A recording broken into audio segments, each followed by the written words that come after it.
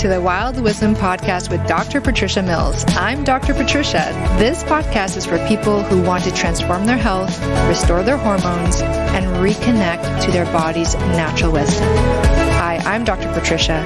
I'm a Canadian medical doctor, published author, internationally recognized researcher, and passionate advocate for your health. Here, we'll explore the intersection between ancient wisdom and cutting-edge science, distilling the essence of true health into practical steps you can take. Wild wisdom is instinctive knowledge in action. Thanks for making this part of your day. So now we're going to cover the fourth reason that individuals these days have a hard time maintaining and achieving their ideal weight, whether they're underweight or overweight, can be that they've reached a point in which their body has become overwhelmed with the toxins that is being exposed to in the environment and is no longer able to detoxify those molecules, those chemicals, so not able to get rid of them from the body.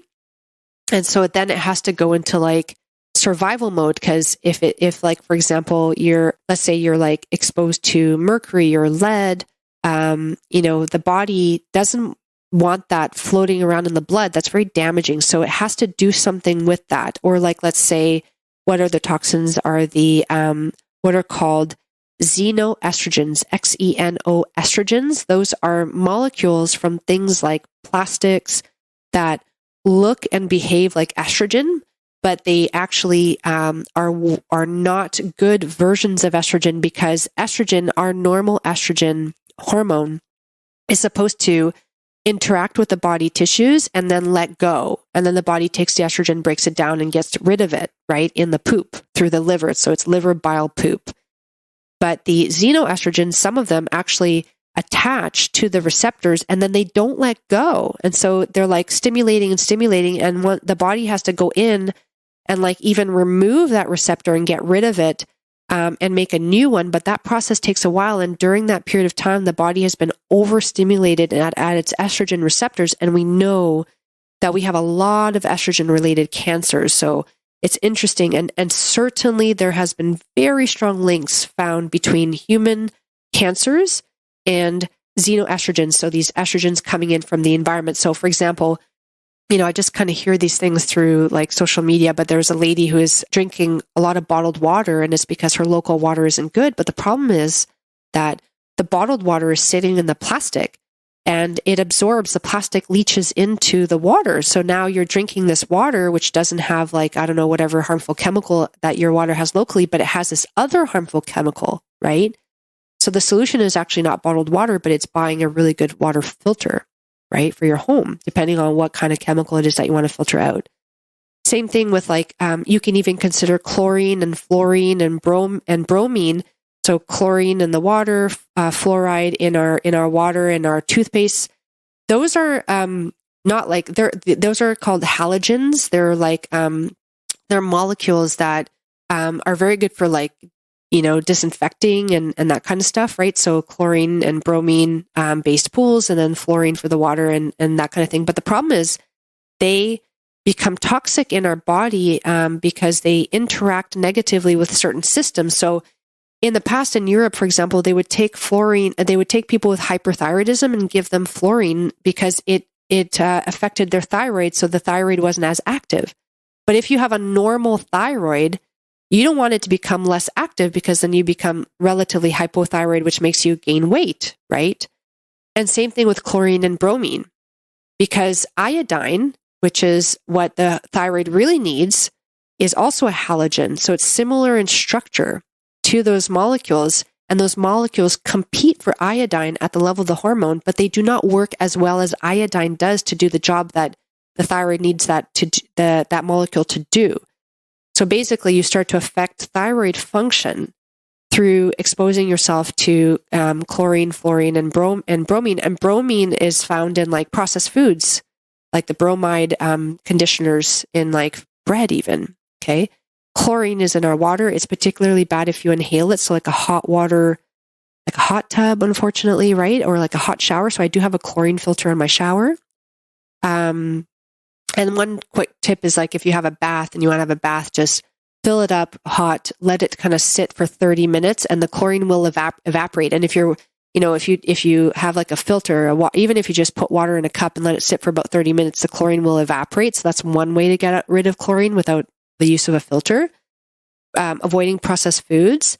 And then ideally swimming in like saltwater pools or UV treated pools or, that kind of thing, right? It's sometimes hard to avoid. But you do need to understand that there are potential reasons that you're not feeling so well. And it might be something like that that's contributing to it. Because again, with hyper or hypothyroidism, you're either going to gain too much weight or lose too much weight, right? And that's where you're going to have a hard time getting to that lovely middle set point that you want to sit at. And then you have this interesting, the xenoestrogens go in and the body has this detoxification system for estrogens, but it's not as good at detoxifying xenoestrogens as it is our natural estrogens. So it can kind of accumulate over time. And like I said, while it's in the body, it causes damage. And other heavy metals like lead, the body kind of stores it into the bone because it doesn't have a really good way to detoxify it. So it kind of puts it, tries to protect you by putting it in places. And same thing for mercury and, arsenic and that kind of stuff. And what's really interesting is that a lot of these toxins are what's called fat soluble. So they dissolve in fat. Like they separate in water. So like, how if you put oil in water, right? Like they kind of separate out, they don't mix. Well, these toxins mix with oil, so they kind of dissolve into oil. So one thing that the body will do if it starts to become overwhelmed with fat soluble toxins is it will make more fat cells to store those toxins in to protect you from being overexposed to those toxins in the blood, because that's where the damage really happens, is if the toxins are floating around in the blood and kind of hitting your brain and hitting here and hitting there. So it'll take the toxins that it can't get rid of anymore or never was able to in the first place and store it. And it'll store it into the bone, it'll store it into the tissues, it'll store it into the fat. So it'll make more fat to store the toxins. And what's interesting is that if this has been happening to you and you're overweight and then you start to lose weight, sometimes you feel worse before you get better, because as you lose the weight, those toxins get released into the blood. And then while they're floating around, it doesn't feel so good. And so if you are doing a weight loss program, it is a really good idea to do it with a health professional who understands the importance of supporting the natural systems of detoxification, such as pee, poo, sweat, right? Breath. And oftentimes even like just, it might be supplemental support. It might be things like helping the bowel movements go with very, very specific tools. Like when I work with my clients, the detoxification system is a major focus because I want to make sure that we don't cause harm and we help the body detoxify. And oftentimes we do need to help the body because the reason it got into that problem in the first place is it became overwhelmed. The detoxification systems we have in place, which were meant for natural compounds in the environment, like, an accidental eating of a mushroom that isn't good for you and poisonous, like, detoxifying that, and naturally occurring amounts of like arsenic and lead in the environment, but not concentrated sources of those like mercury and such, right? Fluorine, chlorine, bromine, all that kind of stuff. Xenoestrogens, we didn't even have those exposures before. We have the natural plant estrogens, like the phytoestrogens from like soy, right? Chickpeas, that kind of stuff. And our body does know how to deal with those because we've co-evolved with plants, right? But not those kind of man-made chemical estrogens. So oftentimes we do need to support the body. And I use everything from like getting them into an infrared sauna, which is wonderful for detoxifying fat-related toxins, and all the way through to very specific supplements and other tools that I have in my toolbox to support that process. Because sometimes if you don't support that process and you're losing weight, you start to feel unwell and you start to get kind of cravings, right? Like, and then you kind of start to sabotage yourself because you aren't feeling well, and you kind of self-medicate with those foods that are comfort foods that you've used your whole life, but they don't serve you, like the fast carbs, for example, right? Or those processed foods, but you're kind of like trying to make yourself feel better because you feel kind of crappy from that process of like, detoxification from the weight loss, which is interesting. So that's another thing. And the thing with that one is that there's a tipping point. Like some people have amazing systems of detoxification, like naturally, and also they're not as exposed to these chemicals in the environment, let's say, and they'll never reach a tipping point like that. So they'll be fine. And in other people, it can happen like even in children. It can happen in your teens, in your 20s, in your 30s, in your 40s, in your 50s, your 60s, your 70s, your 80s, your 90s. And you'll know because it's like everything is kind of, you haven't really changed much of what you're doing, but you notice that things are slowly kind of starting to fall apart, right? Like you're starting to put on weight. And again, that's not just one thing. Like, if someone has that experience, it's not just that you're exposed to toxins. Yes, it's probably a combination of inflammation and hormonal imbalance. And I find that with many people, it's like you get to a certain point by fixing the diet, and you get to a certain point, with the right eating, the right movement, the right stress. And then there's a portion of people that just simply, they kind of hit a wall with their weight, right? Like especially with respect to weight loss, but also underweight, because underweight, if you're, some people, their exposure to toxins can cause their systems to just go wonky and they can't keep on healthy weight. And in order to get past that barrier and get further along in their journey towards that ideal weight, we have to address the detoxification, especially for women. I think it was like the average woman puts on over 150 chemicals on our skin a day, and our skin is an organ of absorption. It absorbs things. Like the sunscreen study, there was a study that they put on sunscreen, and within minutes they saw the chemicals in the sunscreen in the blood, and it was like way higher levels than the FDA recommends for safety. And when I saw that study, I was like, oh gosh, and so imagine like your skin lotions, your fragrances, your nail polish even can be a problem. Your blush, your lipstick, all of these things are on like very delicate body parts, and they can absorb into the skin, and they have chemicals in them, period. They do. So unless you're being very attentive to the quality of your cosmetics, like I don't even use moisturizer other than oils. Like I use sesame oil and olive oil. Some people like to use coconut oil, right? And oftentimes that's enough. Like, we just get conditioned to like love the smell of something or the texture of something. And you can certainly add some, essential oils to kind of give you that nice feeling, nice, pleasant sensation. Same thing with shampoos, conditioners, hairspray, mousses, gels, all those kinds of things, right?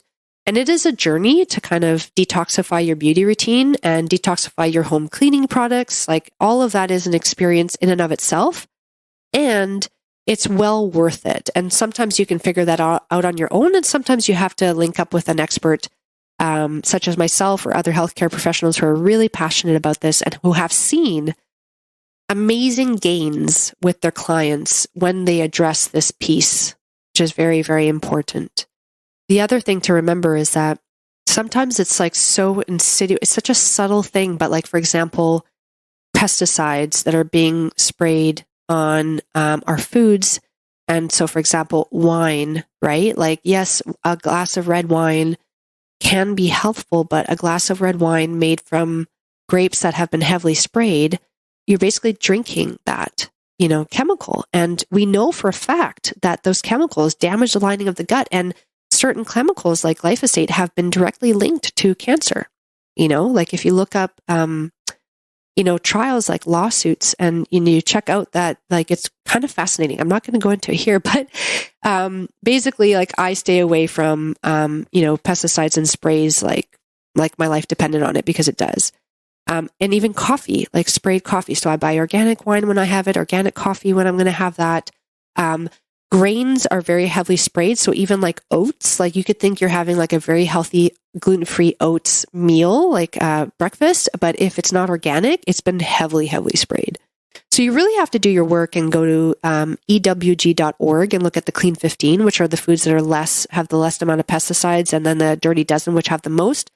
But what I found that they don't necessarily include is the fact that grains and beans and nuts and those kinds of things, they are very heavily sprayed normally. So you just have to with the research that's coming out, the degree of slow but sure steady damage to the gut that can happen as a result of taking those products into your body over time, not something that you would notice right away, but it's something that would happen over time. It depends on how much you eat. So you could be having a very healthy whole grains, nuts and seeds and plant-focused diet, and your body could be slowly deteriorating over time because it's being exposed to certain chemicals that are damaging and causing that inflammation, right? So that's that toxin tipping point. So it's not like, boom, all of a sudden I'm sick.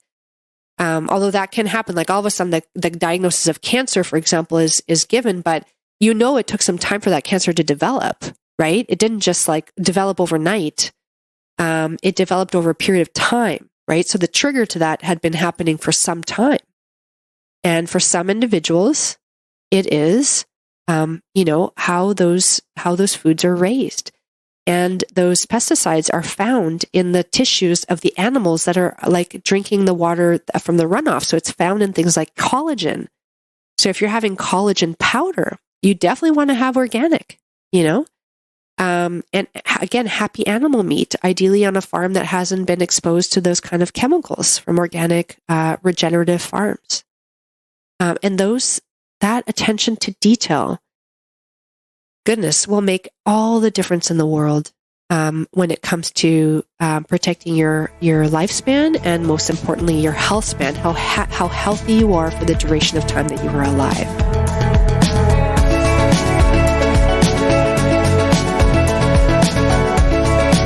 Thank you for taking the time to listen to this podcast, Wild Wisdom with Dr. Patricia Mills. If you like this podcast, please take the time to like and subscribe, and please feel free to leave any comments and look below for the contact information if you want to connect with me directly. Thank you, and I hope you have a wonderful day, evening, or night. Hi, everyone. I hope you enjoyed this episode. Just a reminder, this podcast is for educational purposes only. This podcast is not a substitute for a professional care doctor or other qualified medical professional. This podcast is provided with the understanding that it does not constitute medical or other professional advice or services. If you are looking for help in your journey, it is important that you seek out a qualified health practitioner. If you would like to work with Dr. Patricia for her expert health transformation guidance, please email her at info@drpatriciamills.com to book a discovery call.